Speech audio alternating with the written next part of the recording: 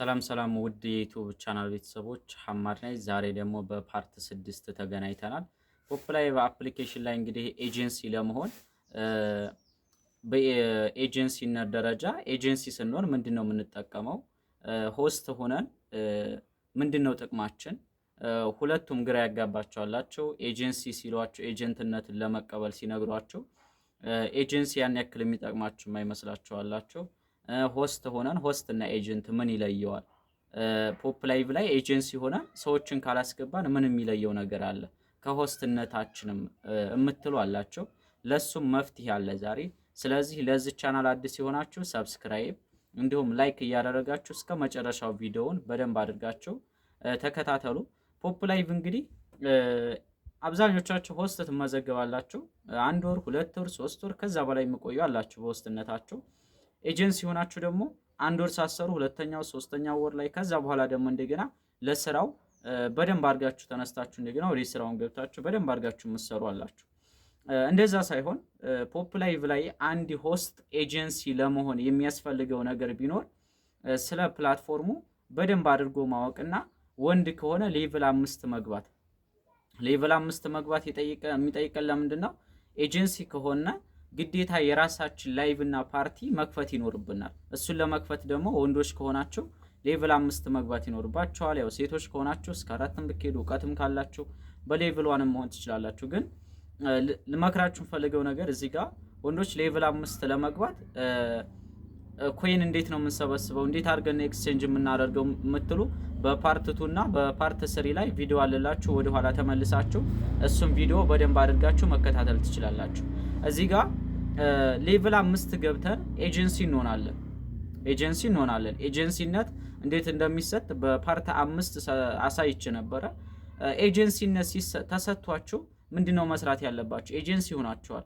ኤጀንሲ ከሆናችሁ በኋላ ምንድነው መስራት ያለባችሁ? አንድ ሰው ኤጀንሲ ከሆነ ምን ማድረግ አለበት? ግዴታ ሰዎችን መጋበዝ አለበት። ሰዎችን ኢንቫይት ማድረግ አለበት። ኢንቫይት ዛሬ አስገብቶ 2-3 ሰው አስገብቶ ወይም 10-20 ሰው አስገብቶ አልሰራልኝ አሉ ሳይሆን የራሱ የአሰራር ሂደቱን ማስተካከል ነው ያለበት። ለምን ፕላትፎርሙ ላይ ማንኛውም ሰው ቢሆን ለመስራት ፍላጎት አለው። ፍላጎት ኑሮትም ነው የገባው። ኤጀንሲነትንም የተቀበላችሁት እናንተ ፍላጎት ኑሯችሁ ነው።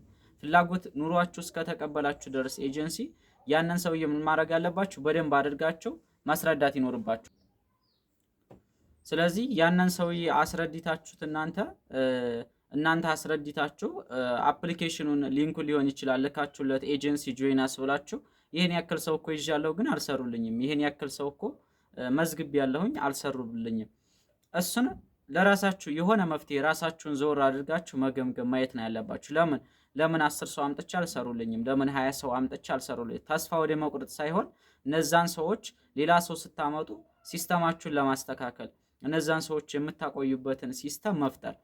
ለምንድን መሰላችሁ? ዛሬ አንድ ሰው አምጥታችሁ እንዳጋጣሚ ነገ ሌላ አንድ ሰው ካገኛችሁ ይሄኛውን ችላ ለማለት ልትሉ ትችላላችሁ። ወይም ሁለቱንም እኩል አድርጋችሁ አልተከታተሏቸው ሊሆን ይችላል። እነዛን ሰዎች ምን ማድረግ አለባችሁ? እነሱ ስለ ፕላትፎርሙ እስከሚረዱ በደንብ አድርጋችሁ ማስረዳት ይኖርባቸዋል።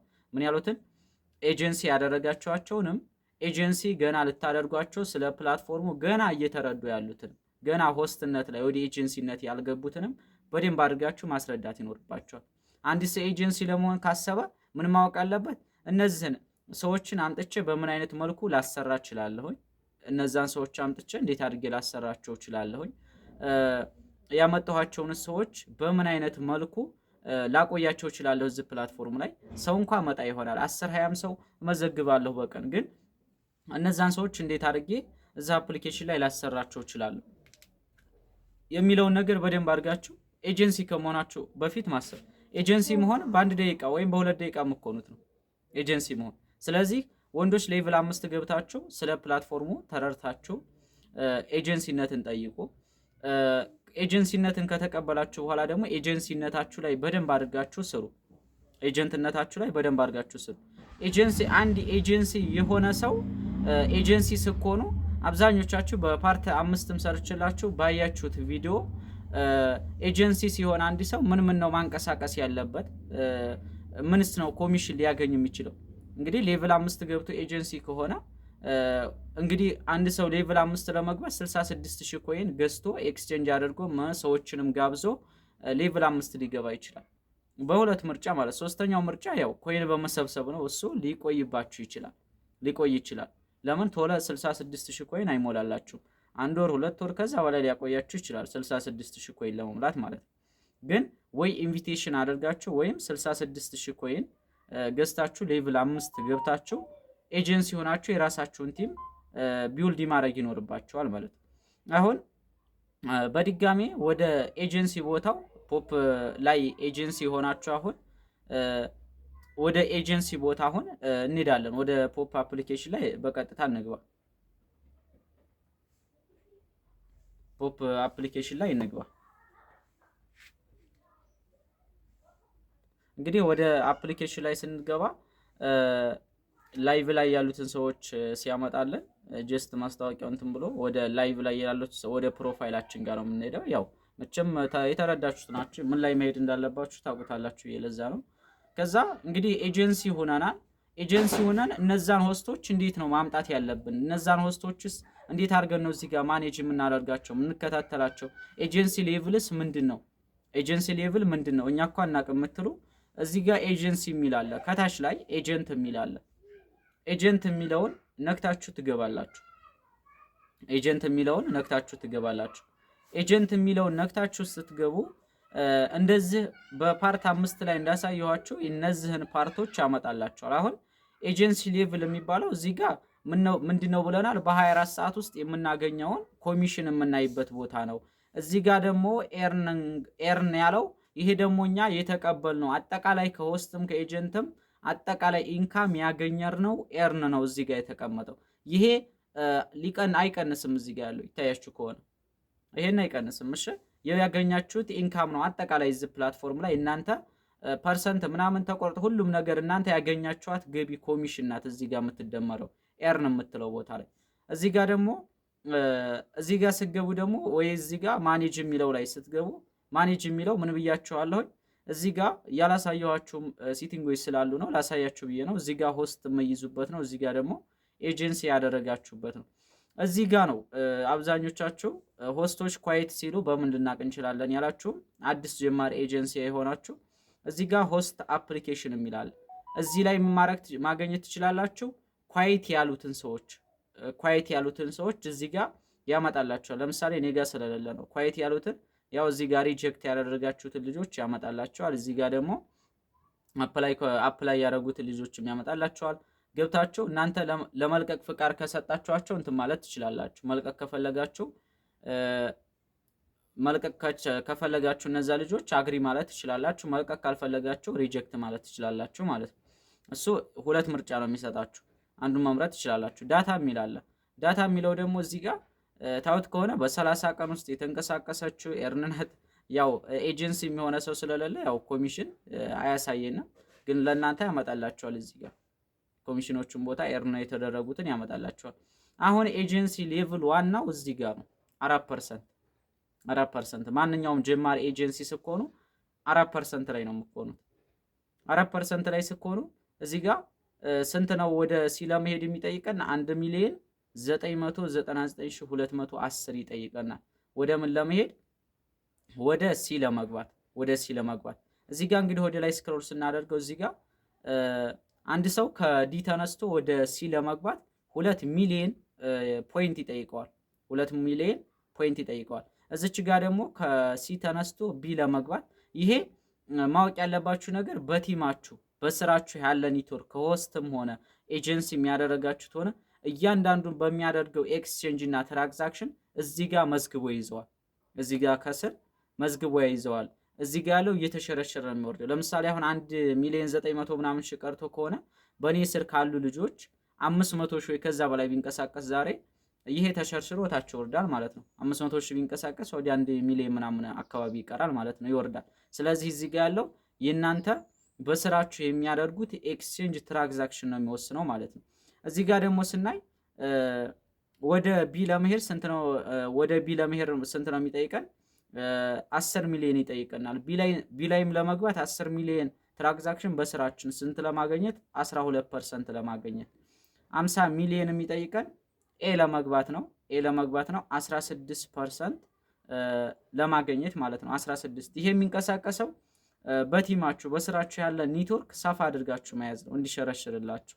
እዚህ ጋር ኤስ 150 ሚሊዮን ይላል። 150 ሚሊዮን ይላል ኤስ ማለት ነው 20%።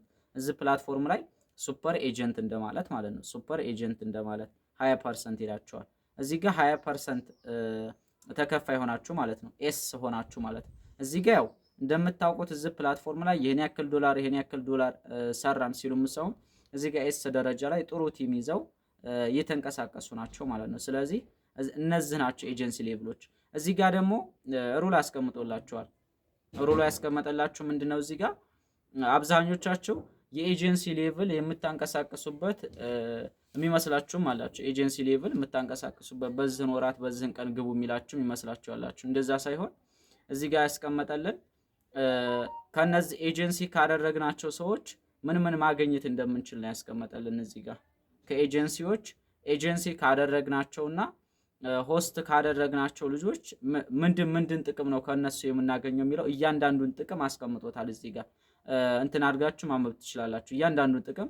ለምሳሌ አሁን ምንን አታገኙም ለማለት ነው እዚህ ጋር ያስቀመጠላችሁ። አንድ ሴት ለምሳሌ እናንተ ኤጀንሲ ሆናችሁ የእናንተ ሆስቶች ወይም የእናንተ ልጆች ኢንቫይት ቢያደርጉ ያ ኮሚሽን ለእናንተ ታሳቢ አይሆንም ለማለት ነው። ላይቭ ላይም ዴሊ ኢንካም ብትቀበል ላይቭ ላይ ተቀምጣ የላይቭ ታይም 1 ሰዓት ተቀምጣ 1000 ፖይንት ሪሲቭ ብትል ኮሚሽን አይታሰብም እንደማለት ነው። ፕላትፎርም ላይ ደግሞ ራንክ ላይ ወጣ ሪሲቭ ብትል ፕላትፎርም ቢሰጣት ሪዋርድ እሷ የተቀበለችውን ጊፍት ራንክ ላይ ለማውጣት እሱን ያስብላቸዋል። ግን ራንክ ላይ ወጣ 200ም 300ም ሺህ ብወስድ ያንን አይጨምረውም ማለት ነው። ልክ እንደ ላይቭና እንደ ኢንቪቴሽኑ ማለት ነው። እነዚህን ነው የማያካትት። ሌሎቹ እያንዳንዱን ትራንዛክሽን የሚደረገው ላይ ሁሉም ላይ ያካትታል ማለት ነው። ኤጀንሲ ሌቭል እነዚህ ናቸው። ያው እዚህ ጋር እያንዳንዱ ሲስገቡ ያው የቢን ደረጃ ስንት እንደሚጠይቃቸው ያስታውቃቸዋል። ለምሳሌ ቢን ክሊክ ሳደርገው 9 ሚሊዮን ይጠይቀኛል። 9 ሚሊዮን 900 ምናምን ሺህ ወደ ቢ ለመግባት ማለት ነው። ቶሎ ልግባብል 16% ላይ ሳደርገው ደግሞ ኤ ላይ ሳደርገው 49 ሚሊዮን 990 ሺህ ይላል። ኤስ ላይ ሳደርገው ደግሞ 149 ሚሊዮን